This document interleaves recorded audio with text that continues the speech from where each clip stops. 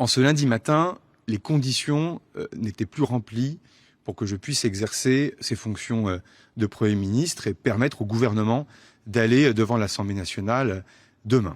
Il suffirait de peu pour que ça fonctionne. J'avais dit ici même, on va y arriver, et je veux le redire, dans le secret des échanges que j'ai pu avoir, il suffirait de peu pour que l'on puisse y arriver. En étant plus désintéressé pour beaucoup, en sachant aussi faire preuve d'humilité, peut-être aussi un peu parfois d'effacement de certains égos.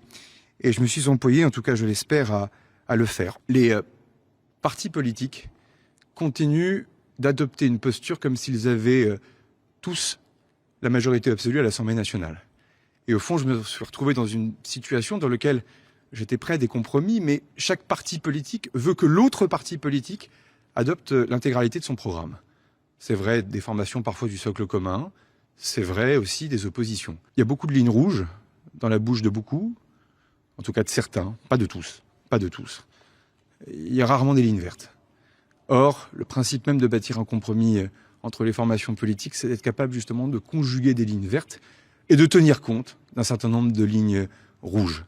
Mais on ne peut pas être dans les deux extrêmes, et certaines formations politiques de l'opposition l'ont compris, et je tiens à les remercier. Désormais, il faut que l'on puisse avancer, en tout cas que celles et ceux qui veulent trouver un chemin pour le pays puissent avancer.